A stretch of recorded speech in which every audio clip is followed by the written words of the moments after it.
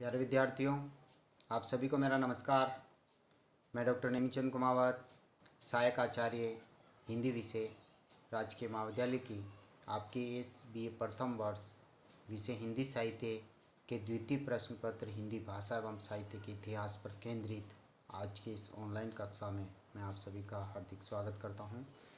प्यारे विद्यार्थियों, पिछली हाल ही की जो ऑनलाइन कक्षाएं हुई उसमें हमने आधुनिक काल की विविध काव्य धाराओं में भारतेंदु युग के प्रमुख कवि और प्रवृत्तियाँ, द्वितीय युग के प्रमुख कवि और प्रवृत्तियाँ पर हम विस्तार से चर्चा कर चुके हैं।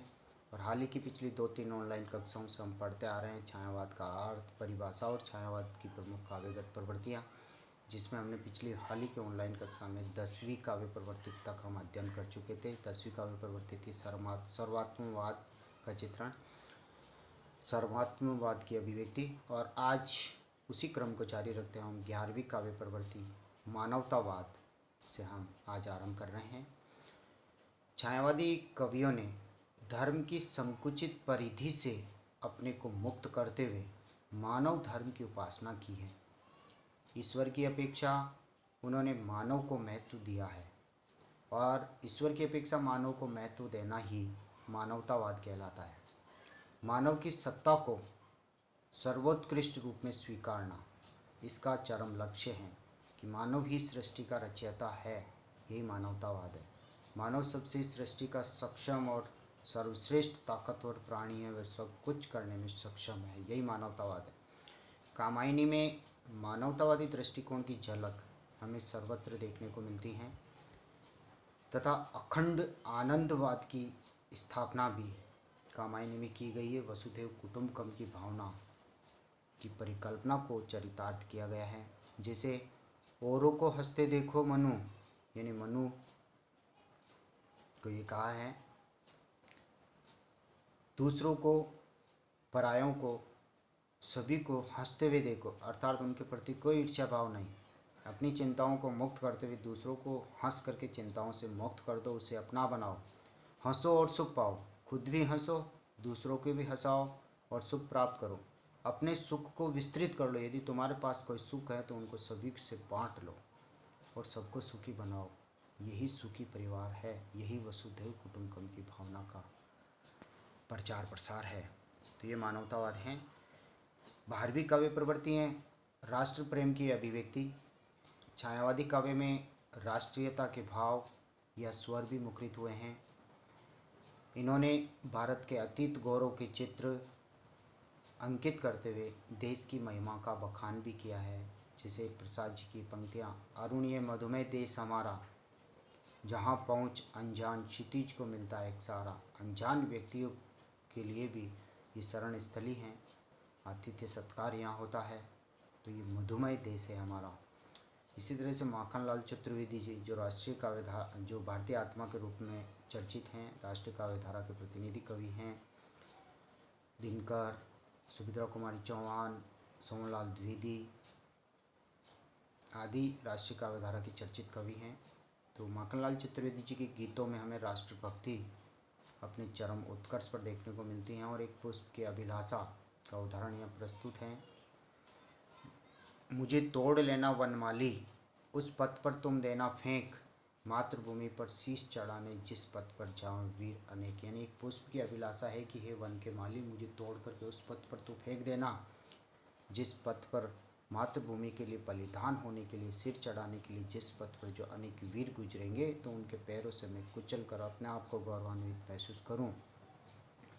इस दृष्टि से छायावादी कविता की इस राष्ट्रीय चेतना को देख करके यह निष्कर्ष निकलता है कि कवि अपने युग से नितांत असंपृक्त नहीं थे। यानी वे युग से जुड़े हुए, क्योंकि छायावादी कवियों पर आरोप लगाया जाता है कि पलायनवादी थे, लेकिन ऐसी राष्ट्रीय पंक्तियों को देख करके इन्हें पलायनवादी नहीं कहा जा सकता। अगली 13वीं काव्य प्रवृत्ति है विश्व बंधुत्व की भावना।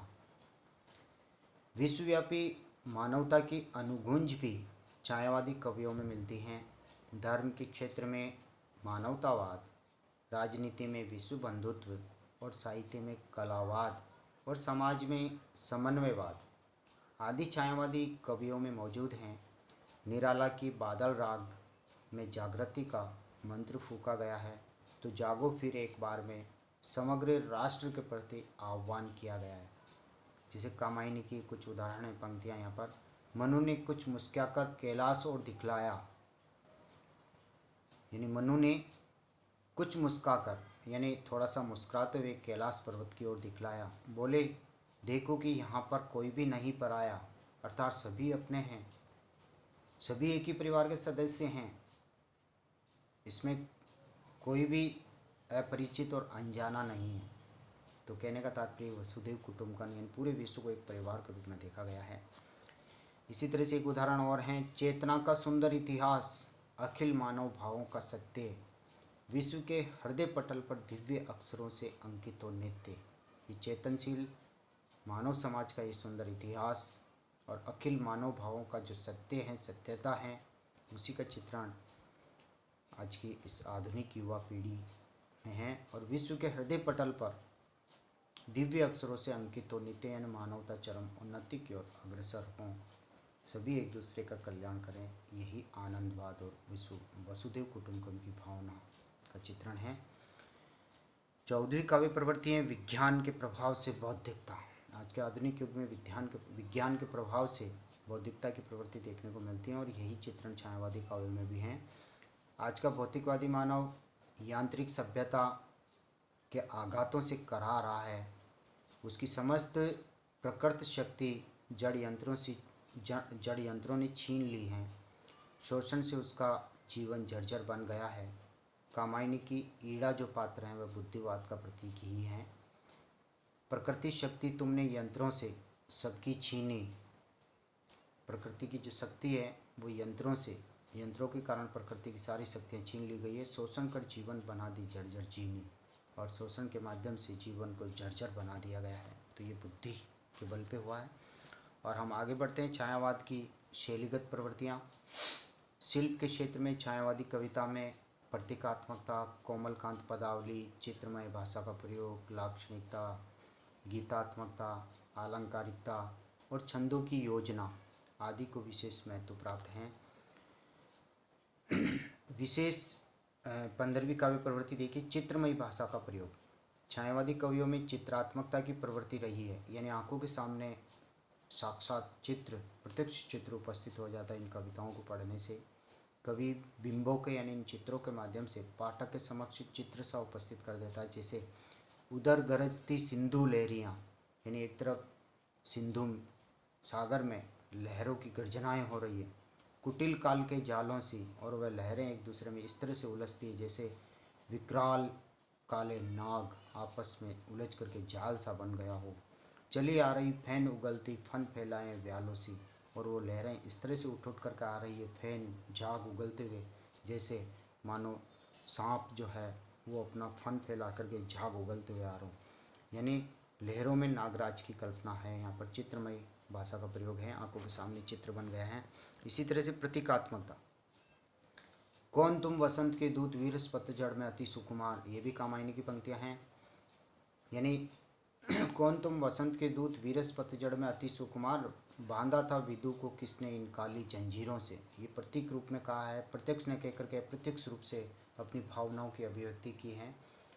यानी वसंत ऋतु में जिस तरह से सरसता का संचार होता है, उसी तरह से मनु के उजड़े हुए इस जीवन में जो पतझड़ हो चुका था, प्रकृति में जल प्रलय हो चुका था, और श्रद्धा आकर के जैसे उसके जीवन में वसंत का संचार कर देते हैं, उसी तरह से बांधा था विदु को किसने इस काली जंजीरों से। यानी विदु यानी चंद्रमा, यानी श्रद्धा का जो मुख है वो चंद्रमा के समान सुंदर मुख, और उसकी घुंघराले बाल जो है मानो इस चंद्रमा रूपी इस मुख को काले इन घुंघराले बालों रूपी जंजीरों ने आपस में ढक लिया है। ये प्रतीक रूप में।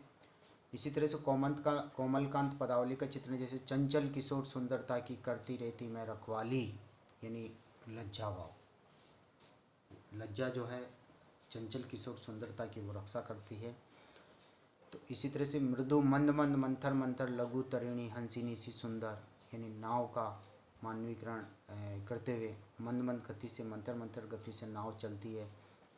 लघु तरिणी हंसिनी सी सुंदर है, हंसिनी की भांति मंद मंद मस्त मस्त चाल में वो चलती है। तो कोमलकांत पदावली। इसी तरह से बीती विभावरी जाग रही, अंबर पनघट पे डूबो रही, तारा घट उषा नागरी। यहाँ पर भी रूपक, मानवीकरण अलंकारों का प्रयोग यहाँ है। और लाक्षणिकता की प्रवृत्ति देखिए, अभी तो मुकुट बंधा था माथ, हुए कल ही हल्दी के हाथ। यानी यहाँ पर संयोग श्रृंगार, अचानक वियोग श्रृंगार और स्थायी वियोग श्रृंगार और करुण रस में परिवर्तित होते हुए दिखाया है।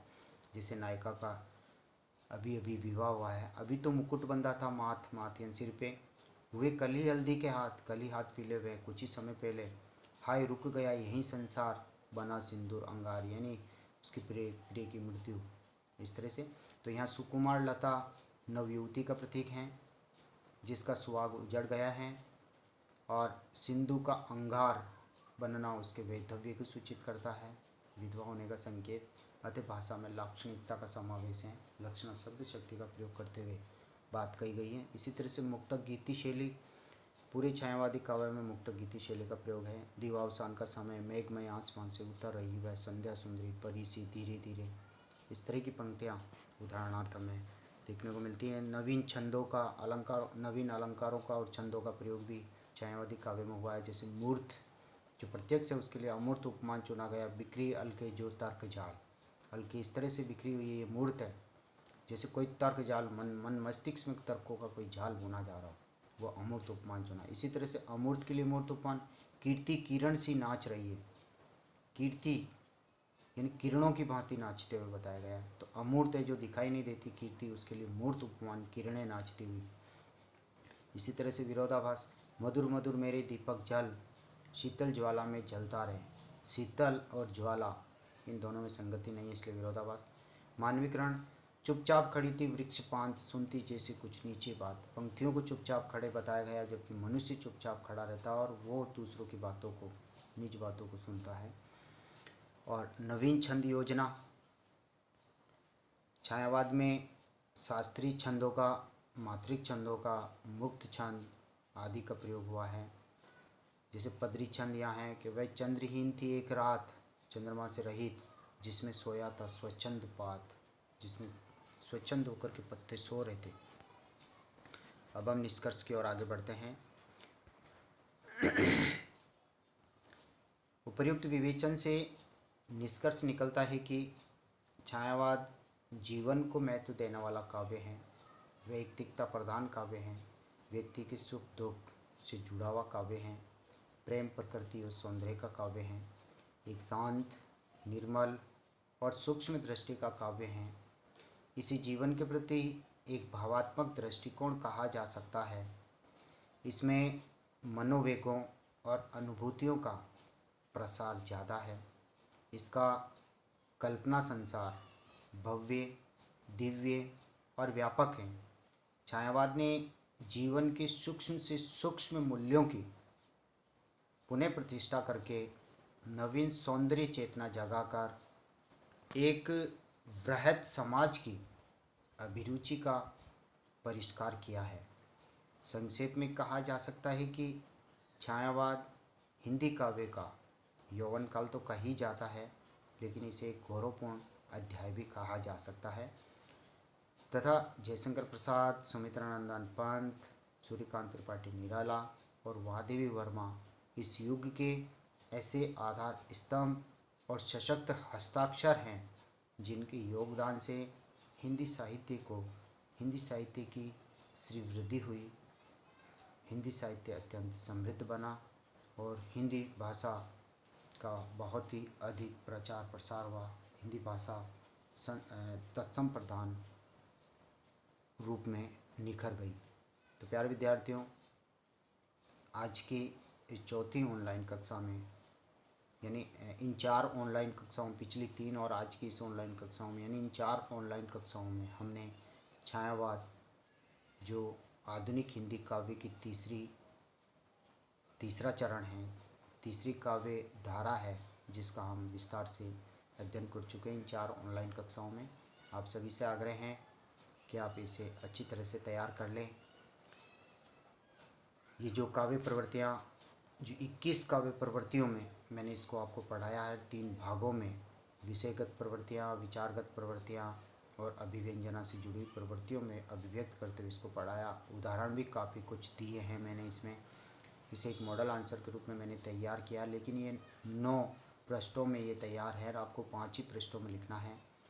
तो ज़रूर नहीं कि किस काव्य प्रवृत्तियों को आप याद कर लें, मुख्य मुख्य काव्य प्रवृत्तियाँ 10-12 आप याद कर लें और 10 काव्य प्रवृत्तियों में एक एक दो दो उदाहरण जो आपको बहुत सरल लगता है उसे आप कंठस्थ कर लें, पूरी तरह से उसे आप तैयार कर लें और उसी के आधार पर आप मुख्य परीक्षा में जो प्रश्न आता है छायावाद पर, तो इसे आप बहुत ही उत्कृष्ट शैली में और अच्छा लिख करके अच्छे से अच्छे अंक आप प्राप्त कर सकते हैं। आप सभी को बहुत बहुत शुभकामनाएं। आज की इस ऑनलाइन कक्षा को हम यहीं समाप्त करते हैं। अगली ऑनलाइन जो कक्षा होगी उसमें हम प्रगतिवाद के प्रमुख कवि और काव्यगत प्रवृत्तियों पर चर्चा करेंगे। तब तक के लिए आप सभी को बहुत बहुत धन्यवाद।